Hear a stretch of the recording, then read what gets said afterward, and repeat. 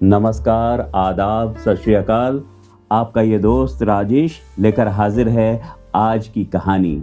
सबसे पहले आप सभी का हमारे चैनल सूत्रधार स्टोरीज पर हार्दिक स्वागत है, अभिनंदन है। और एक रिक्वेस्ट है कि अगर आपने अभी तक हमारे चैनल को सब्सक्राइब नहीं किया है तो इसे सब्सक्राइब कर लें और वीडियो को लाइक और शेयर करते रहें, क्योंकि ये चैनल है वो जगह जहां पर आप सुनते हैं साहित्यिक कहानियां। तो चलिए चलते हैं अब सीधे कहानी की ओर। आज की कहानी है हरिशंकर परसाई जी की व्यंग्य रचना इंस्पेक्टर मातादीन चांद पर। दोस्तों, कहानी प्रारंभ करने से पहले एक छोटी सी बात कहानी की भाषा के बारे में कि कहानी में कुछ बोलचाल के शब्दों का भी इस्तेमाल हुआ है, जैसे पत्नी के लिए शब्द खटला और मकान प्रयोग किए गए हैं कहीं कहीं, और साथ ही जैसे हम लोग डॉक्टर साहब या मास्टर साहब को जल्दबाजी में डॉक्टर साहब, माट साहब कह देते हैं, उसी तरह इंस्पेक्टर साहब की जगह पेक्सा का इस्तेमाल किया गया है। मैंने ये बता दिया कि बीच कहानी में न बताना पड़े और आपके आनंद में कोई बाधा ना पड़े। तो चलिए अब सुनिए कहानी इंस्पेक्टर मातादीन चांद पर, लेखक हरिशंकर परसाई। वैज्ञानिक कहते हैं चांद पर जीवन नहीं है, पर senior police inspector Matadin department में एमडी साहब कहते हैं वैज्ञानिक झूठ बोलते हैं, वहां हमारे जैसे ही मनुष्यों की आबादी है।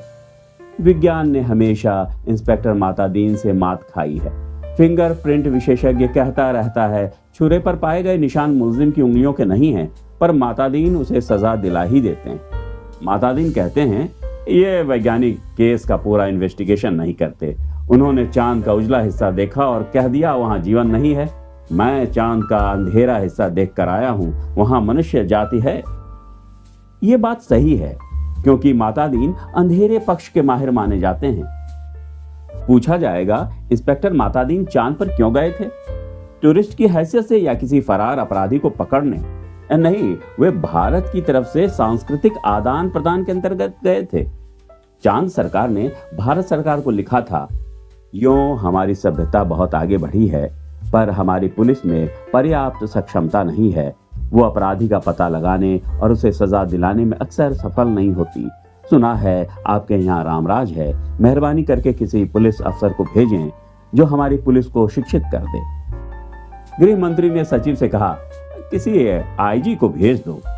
सचिव ने कहा नहीं सर, आईजी को नहीं भेजा जा सकता, प्रोटोकॉल का सवाल है। चांद हमारा एक क्षुद्र उपग्रह है, आईजी के रैंक के आदमी को नहीं भेजेंगे, किसी सीनियर इंस्पेक्टर को भेज देता हूं।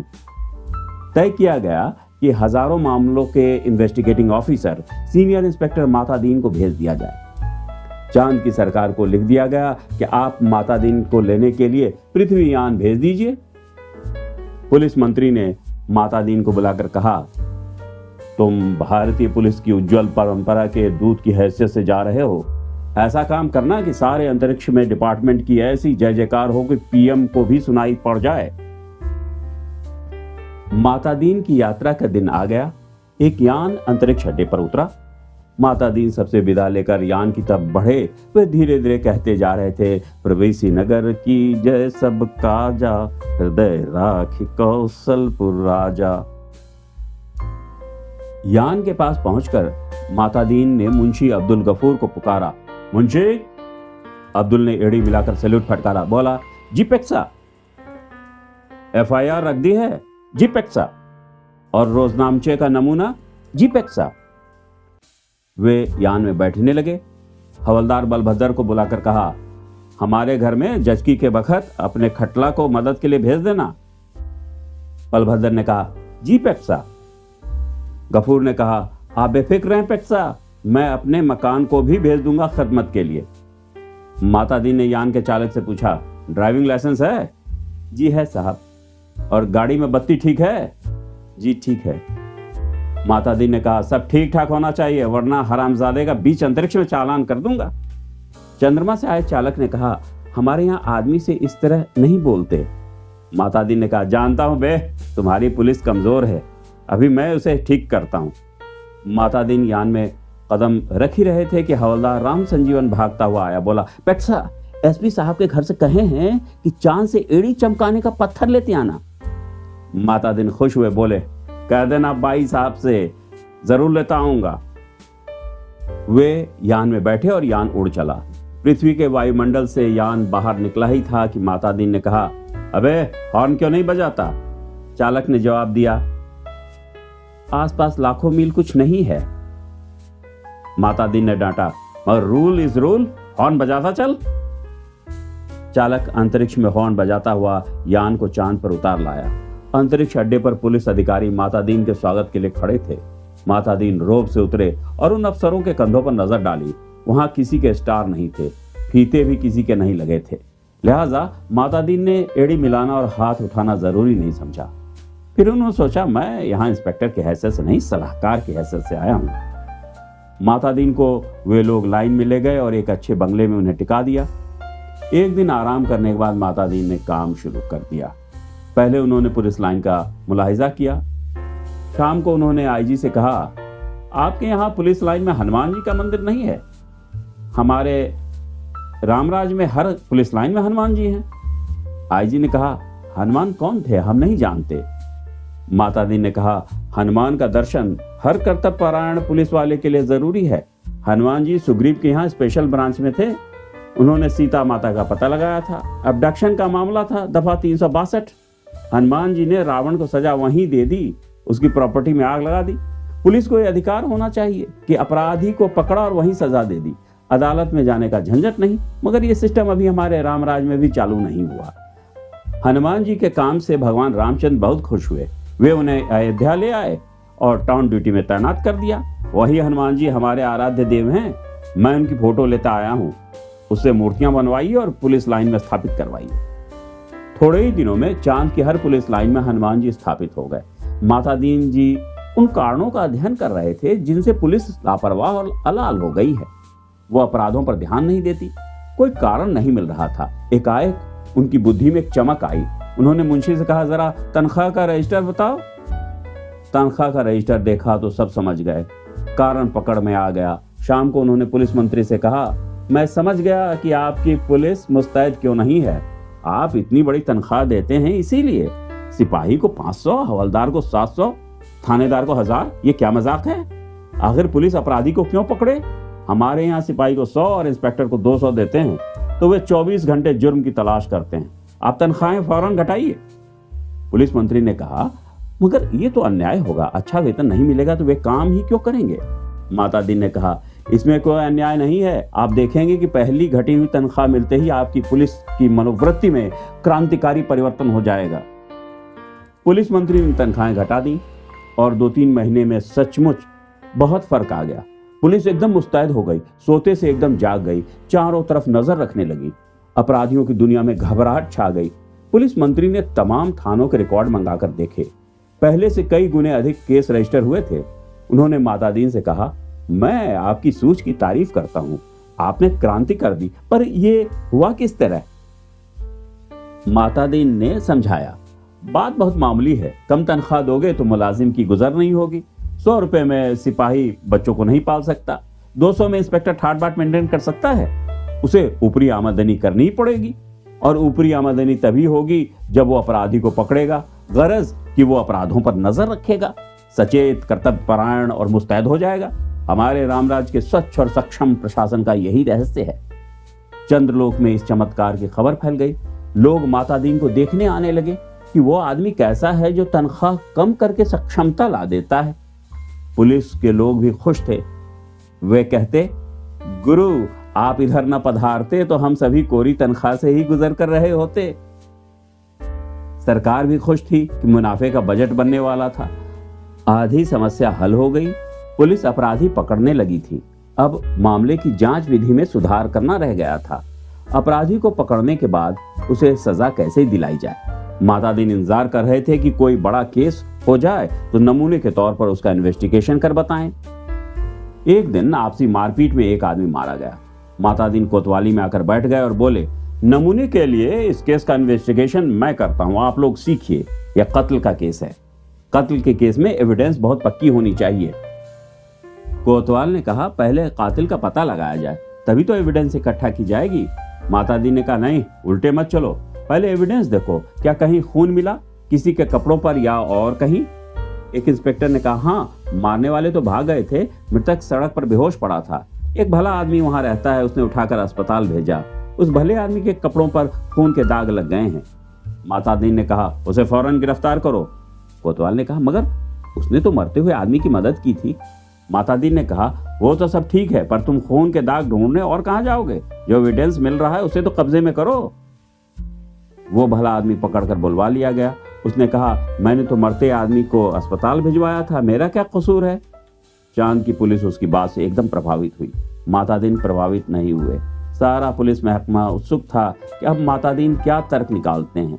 मातादीन ने उससे कहा, पर तुम झगड़े की जगह गए क्यों? उसने जवाब दिया, मैं झगड़े की जगह नहीं गया, मेरा वहां मकान है, झगड़ा मेरे मकान के सामने हुआ। अब फिर मातादीन की प्रतिभा की परीक्षा थी। सारा महकमा उत्सुकता से देख रहा था। मातादीन ने कहा, मकान है तो ठीक है, पर मैं पूछता हूँ झगड़े की जगह जाना ही क्यों? इस तर्क का कोई जवाब नहीं था। वो बार बार कहता, मैं झगड़े की जगह नहीं गया, मेरा वहां मकान है। मातादीन उसे जवाब देते, सो ठीक है, पर झगड़े की जगह जाना ही क्यों? इस तर्क प्रणाली से पुलिस के लोग बहुत प्रभावित हुए। अब मातादीन ने इन्वेस्टिगेशन का सिद्धांत समझाया। देखो, आदमी मारा गया है तो ये पक्का है कि किसी ने उसे जरूर मारा है। कोई कातिल है, किसी को सजा होनी है। सवाल है किसको सजा होनी है। पुलिस के लिए यह सवाल इतना महत्व नहीं रखता जितना यह सवाल कि जुर्म किस पर साबित हो सकता है या किस पर साबित होना चाहिए। कत्ल हुआ है तो किसी न किसी मनुष्य को सजा होगी ही। मारने वाले को होती है या बेकसूर को, ये अपने सोचने की बात नहीं है। मनुष्य सब बराबर है, सब में उसी परमात्मा का अंश है। हम भेदभाव नहीं करते। ये पुलिस का मानवतावाद है। दूसरा सवाल है किस पर जुर्म साबित होना चाहिए। इसका निर्णय इन बातों से होगा। 1, क्या वो आदमी पुलिस के रास्ते में आता है? 2, क्या उसे सजा दिलाने से ऊपर के लोग खुश होंगे? मातादीन को बताया गया कि वो आदमी भला है, पर पुलिस अन्याय करे तो विरोध करता है। जहां तक ऊपर के लोगों का सवाल है, वो वर्तमान सरकार की विरोधी राजनीति वाला है। मातादीन ने टेबल ठोक कर कहा, फर्स्ट क्लास केस, एविडेंस और ऊपर का सपोर्ट। एक इंस्पेक्टर ने कहा, पर हमारे गले ये बात नहीं उतरती कि एक निरपराध भले आदमी को सजा दिलाई जाए। मातादीन ने समझाया, देखो, मैं समझा चुका हूं कि सब में उसी ईश्वर का अंश है। सजा इसे हो या कातिल को, फांसी पर तो ईश्वर ही चढ़ेगा ना। फिर तुम्हें कपड़ों पर खून मिल रहा है, इसे छोड़कर तुम कहां खून ढूंढते फिरोगे? तुम तो भरो FIR। मातादीन जी ने FIR भरवा दी, बखत जरूरत के लिए जगह खाली छोड़वा दी। एक दिन पुलिस कोतवाल ने कहा, गुरुदेव, हमारी तो बड़ी आफत है। तमाम भले आदमी आते हैं और कहते हैं उस बेचारे बेकसूर को क्यों फंसा रहे हो? ऐसा तो चंद्रलोक में कभी नहीं हुआ। बताइए हम क्या जवाब दें? हम तो बहुत शर्मिंदा हैं। मातादीन ने कोतवाल से कहा, घबराओ मत। शुरू में इस काम में आदमी को शर्म आती है, आगे तुम्हें बेकसूर को छोड़ने में शर्म आएगी। हर चीज का जवाब है। अब आपके पास जो आए उसे कह दो, हम जानते हैं कि वो निर्दोष है, पर हम क्या करें, ये सब ऊपर से हो रहा है। कोतवाल ने कहा, तब वे SP के पास जाएंगे। मातादीन ने कहा, SP भी कह दें कि ऊपर से हो रहा है। तब वे IG के पास शिकायत करेंगे। IG भी कहें कि सब ऊपर से हो रहा है। तब वे लोग पुलिस मंत्री के पास पहुंचेंगे। पुलिस मंत्री भी कहेंगे, भैया मैं क्या करूं, ये ऊपर से हो रहा है। तो वे प्रधानमंत्री के पास जाएंगे। प्रधानमंत्री भी कहें कि मैं जानता हूं कि वो निर्दोष है, पर ये सब ऊपर से हो रहा है। कोतवाल ने कहा, तब वे? मातादीन ने कहा, तब वे क्या? तब वे किसके पास जाएंगे? भगवान के पास ना। मगर भगवान से पूछकर कौन लौट सका है? कोतवाल चुप रह गया। वो इस महान प्रतिभा से चमत्कृत था। मातादीन ने कहा, एक मुहावरा ऊपर से हो रहा है हमारे देश में 25 सालों से सरकारों को बचा रहा है, तुम इसे सीख लो। केस की तैयारी होने लगी। मातादीन ने कहा, अब 4-6 चश्मदीद गवाह लाओ। कोतवाल ने कहा, चश्मदीद गवाह कोई कैसे मिलेंगे जब किसी ने उसे मारते देखा ही नहीं? चश्मदीद गवाह कोई कैसे होगा? मातादीन ने सिर ठोंक लिया। किन बेवकूफों के बीच फंसा दिया गवर्नमेंट ने, इन्हें तो ABCD भी नहीं आती। झल्लाकर कहा, चश्मदीद गवाह किसे कहते हैं जानते हो? चश्मदीद वो नहीं है जो देखे, बल्कि वो है जो कहे कि मैंने देखा। कोतवाल ने कहा, ऐसा कोई क्यों कहेगा? माता दीन ने कहा, कहेगा, समझ में नहीं आता कैसे डिपार्टमेंट चलाते हो। अरे चश्मदीद गवाहों की लिस्ट पुलिस के पास पहले से रहती है, जहां जरूरत हुई उन्हें चश्मदीद बना दिया। हमारे यहाँ ऐसे आदमी हैं जो साल में 300-400 वारदातों के चश्मदीद गवाह होते हैं। हमारी अदालतें भी मान लेती हैं कि इस आदमी में कोई दैवी शक्ति है, जिससे वो जान लेता है कि अमुक जगह वारदात होने वाली है और वहां पहले से पहुंच जाता है।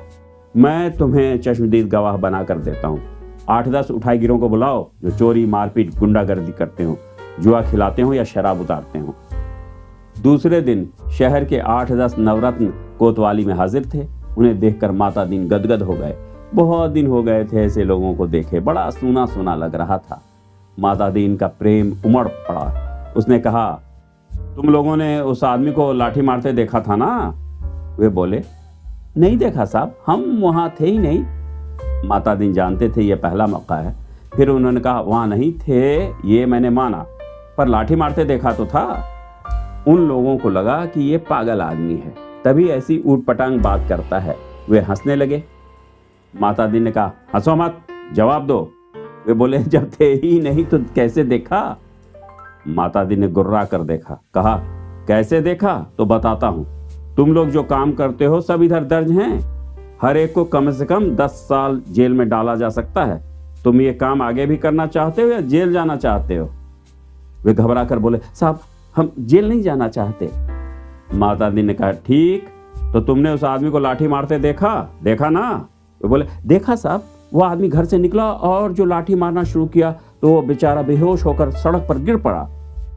माता दीन ने कहा, ठीक है, आगे भी ऐसी वारदातें देखोगे? वे बोले, साहब जो आप कहेंगे सो देखेंगे।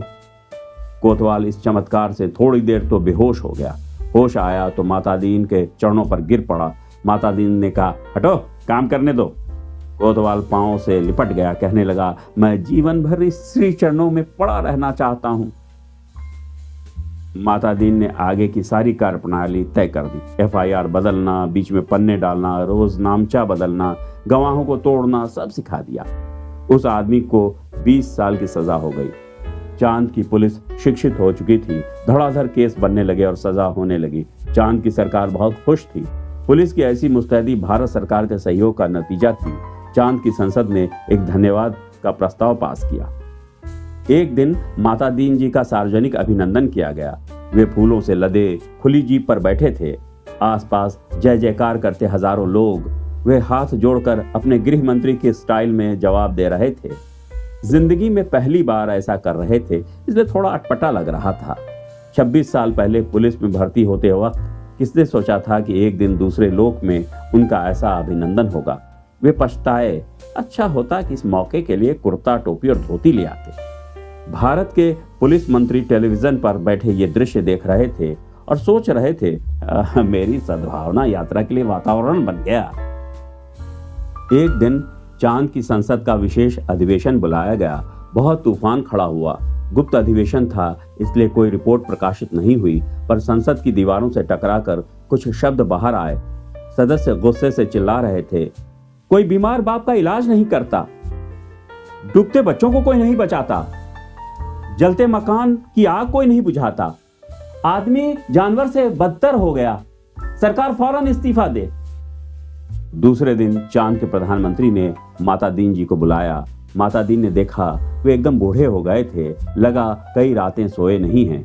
रुआंसे होकर प्रधानमंत्री ने कहा, माता दीन जी, हम आपके और भारत सरकार के बहुत आभारी हैं।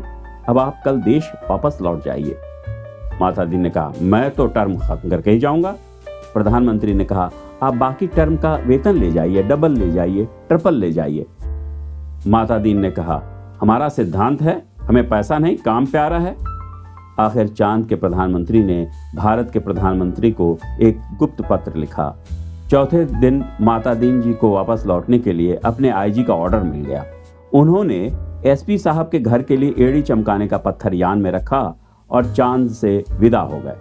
उन्हें जाते देख पुलिस वाले रो पड़े। बहुत अरसे तक ये रहस्य बना रहा कि आखिर चांद में ऐसा क्या हो गया कि माता दीन जी को इस तरह एकदम लौटना पड़ा। चांद के प्रधानमंत्री ने भारत के प्रधानमंत्री को क्या लिखा था? एक दिन वो पत्र खुल ही गया। उसमें लिखा था, इंस्पेक्टर माता दीन की सेवाएं हमें प्रदान करने के लिए अनेक धन्यवाद। पर अब आप उन्हें फौरन बुला लें। हम भारत को मित्र देश समझते थे, पर आपने हमारे साथ शत्रुवत व्यवहार किया है। हम भोले लोगों से विश्वासघात किया है। आपके माता दीन जी ने हमारी पुलिस को जैसा कर दिया है, उसके नतीजे ये हुए हैं। कोई आदमी किसी मरते हुए आदमी के पास नहीं जाता, इस डर से कि वो कत्ल के मामले में फंसा दिया जाएगा। बेटा बीमार बाप की सेवा नहीं करता, वो डरता है बाप मर गया तो उस पर कहीं हत्या का आरोप नहीं लगा दिया जाए। घर जलते रहते हैं और कोई बुझाने नहीं जाता, डरता है कि कहीं उस पर आग लगाने का जुर्म कायम न कर दिया जाए। बच्चे नदी में डूबते रहते हैं और कोई उन्हें नहीं बचाता, इस डर से कि उस पर बच्चे को डुबाने का आरोप न लग जाए। सारे मानवीय संबंध समाप्त हो रहे हैं। माता दीन जी ने हमारी आधी संस्कृति नष्ट कर दी है। अगर वे यहाँ रहे तो पूरी संस्कृति नष्ट कर देंगे। उन्हें फौरन रामराज में बुला लिया जाए। धन्यवाद दोस्तों, आपने सुनी ये मार्मिक और हमारे विचारों को झकझोरने वाली व्यंग्य रचना हरिशंकर परसाई जी की इंस्पेक्टर माता दीन चांद पर। आशा है आपको पसंद आई होगी, तो हमारे चैनल को सब्सक्राइब कर लें और वीडियो को लाइक और शेयर कर लें।